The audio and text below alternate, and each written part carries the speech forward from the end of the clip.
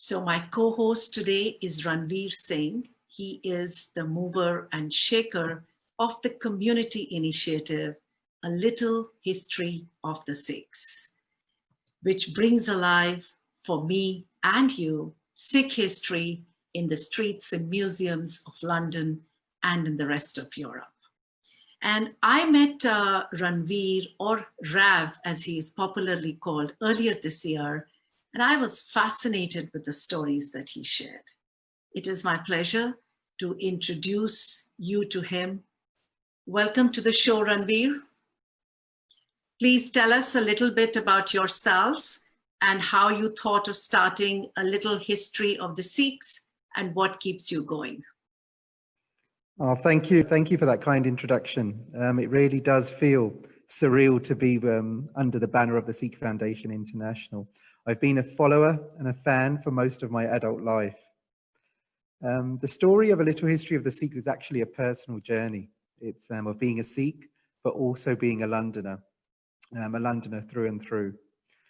However, as a Sikh, I don't fit that narrative of an NRI, having been born in London. But in London, with this appearance, no one ever quite associates you with being a Londoner. So the walking tours in London, or the day trips that we do in the south of England, and study visits across the UK and Europe, are actually retelling personal journeys of finding my connection to our Sikh heritage, Sikh history, and ultimately Gurbani and Sikhi by initially walking those streets of London.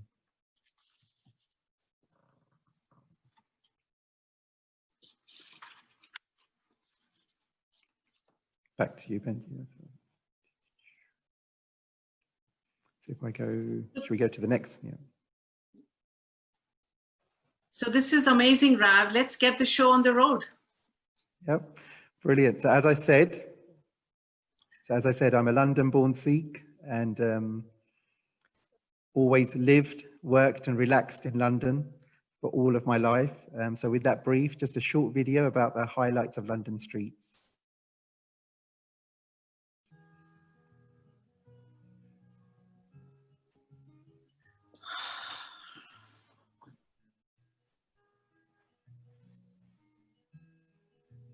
Have you seen the old man in the closed down market, kicking up the paper with his worn out shoes?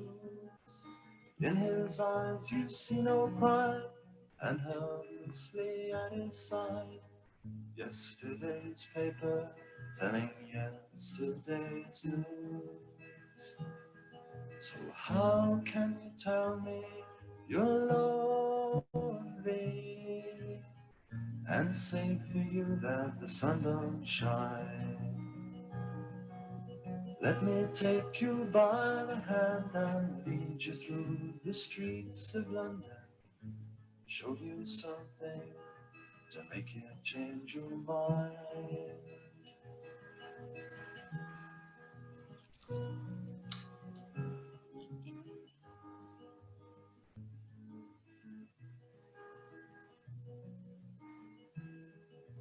Let me take you by the hand and lead you through the streets of London, show you something to make you change your mind.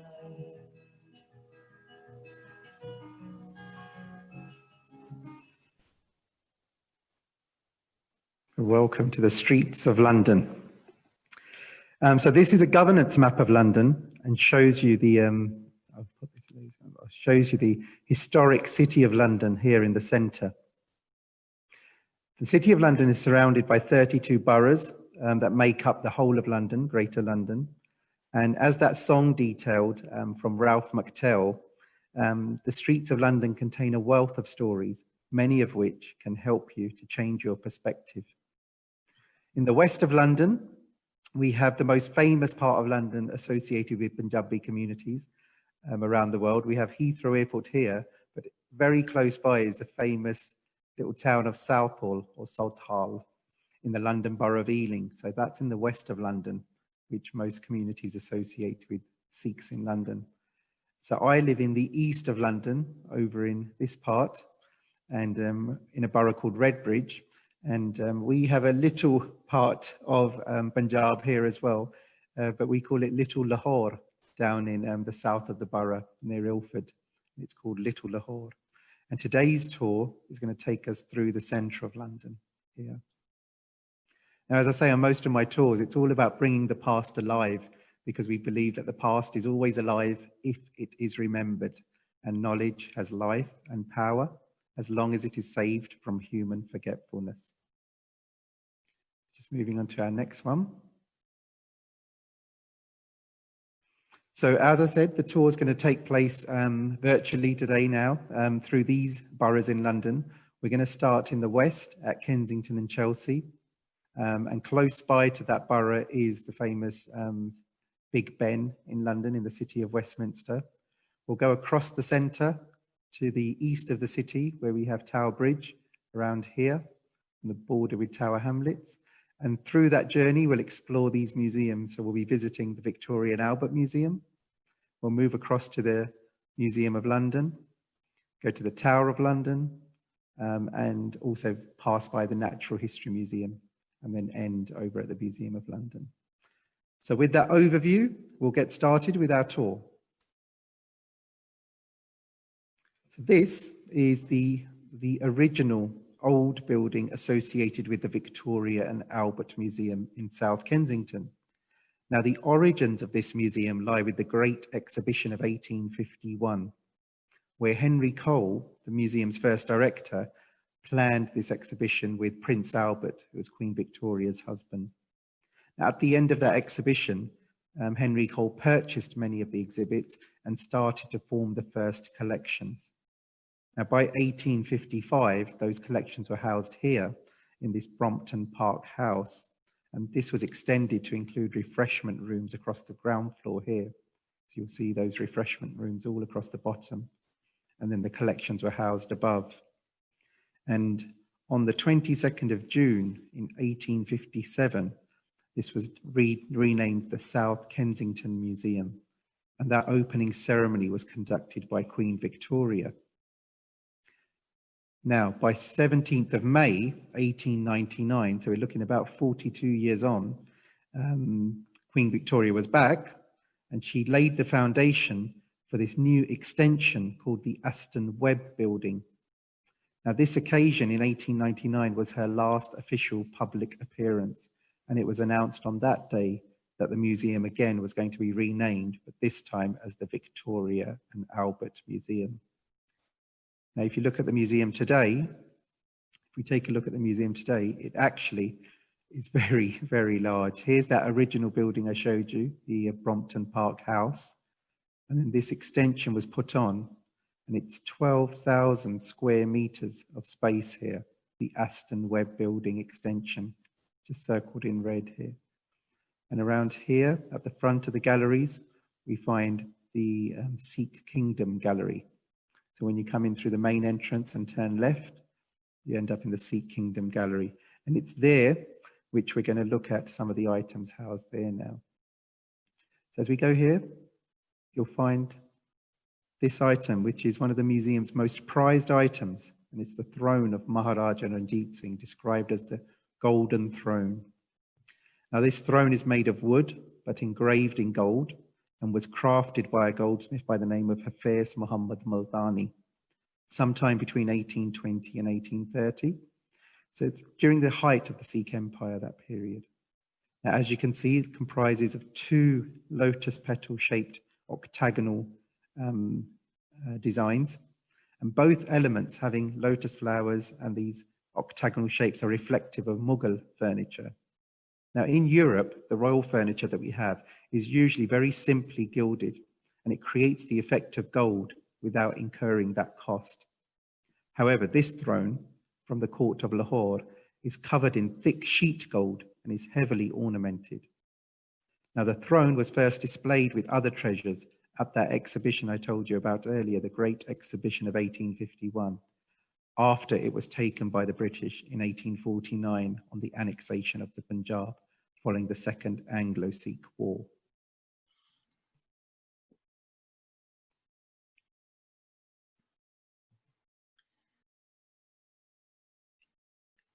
So, Rav, can I take Yeah, over? it's back. Yeah, of course, of course. Yeah, Back. so the V&A is indeed has a very impressive collection of Sikh art, probably one of the earliest museum collections in the world.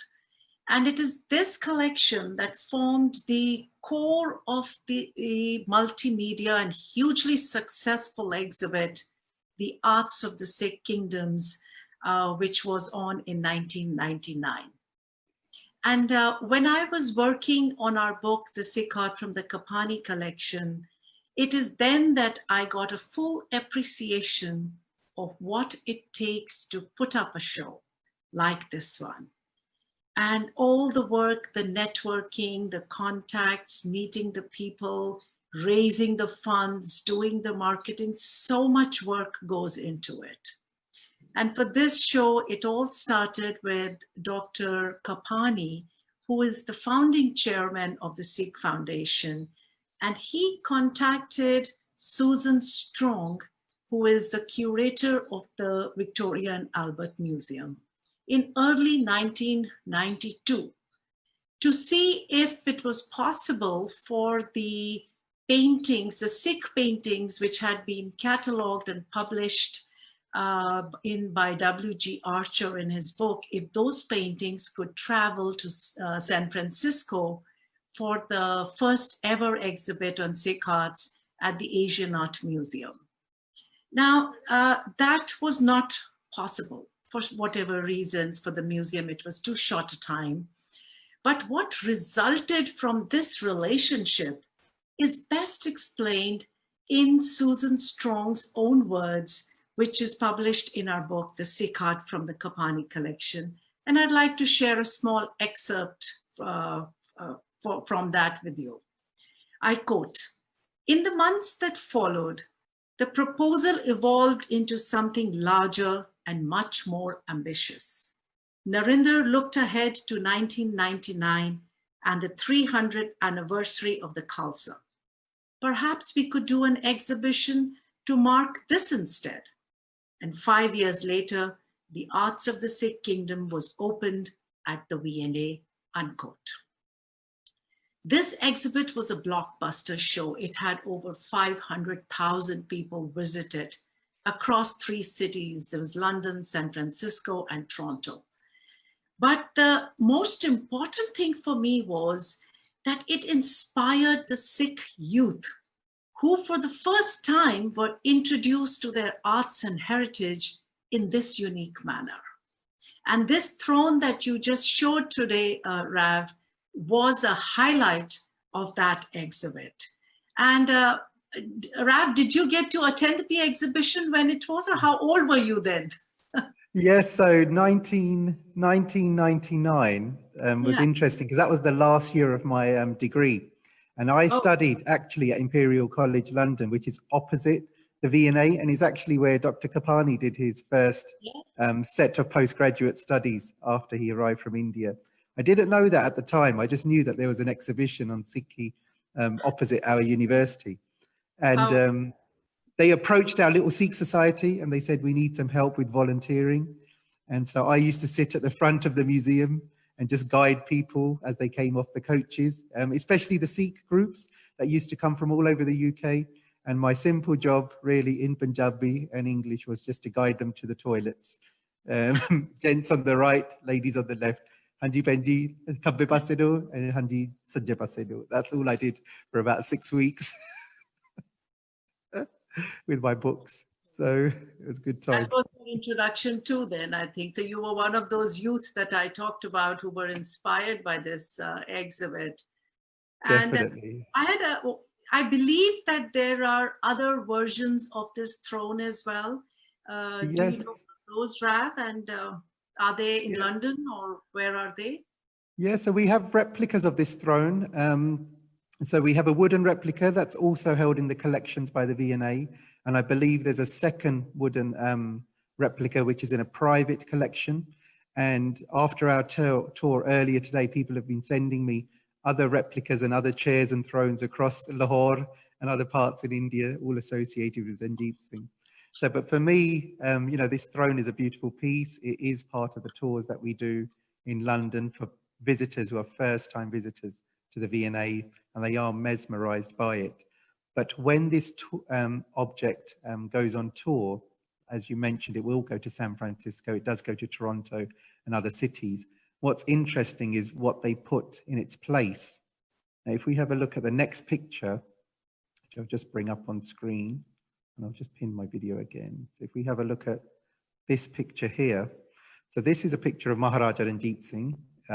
It's in the Asian Art Museum, as you described, in the galleries of the Satinder Kaur Kapani collection. It's by the British artist Emily Eden, following her visits to India. And it shows Maharaja Ranjit Singh on this ivory chair. So when the throne actually goes on tour to other places, and it was in Coventry last year as well, I think, or the year before, and they actually put the ivory chairs on display instead. Now, I find these more of interest because they very rarely come on display, but they are very much associated with other images of Ranjit Singh. And I understand where he usually sat, preferred to sit on his ivory chair. Now, so if we just move on now to other parts of the collection, I'll take you through this section here. The museum actually houses these fine examples of the stars. Now, this the star on the left. It's dated from the mid-1850s, and the description reads, "An Agalli turban, cotton wrapped over a wicker frame with quoits and other embellishments of watered steel overlaid with gold."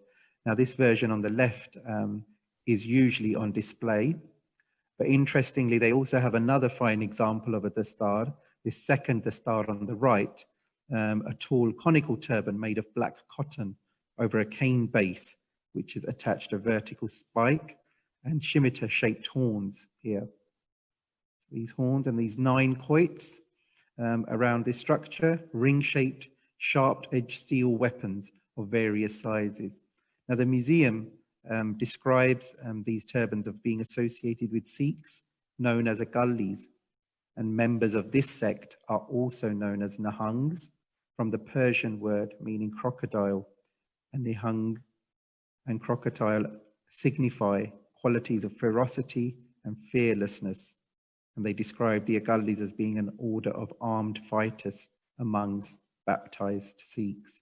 So we have the throne and we have the martial dastars, but we also have at the V&A these fine examples of Indian musical instruments.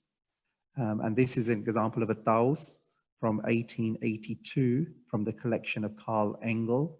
And this comes on display on a rotation basis in the Indian classical instrument section. Now, this instrument, as many may be familiar with, sits on the floor with the upper end resting on the left shoulder of the musician, who sits cross-legged. Now, the description describes the Athos as being emerging from the Punjab region and becoming popular in northern and central India. It's associated with Sikh devotional music, and many credit its invention to one of the great Sikh gurus. I've just got some additional photos here. So later on, we'll be speaking to Dharan, who's his teamwork with Sikh Museum Initiative have created these photos as well, which just kind of highlight how beautiful this object is.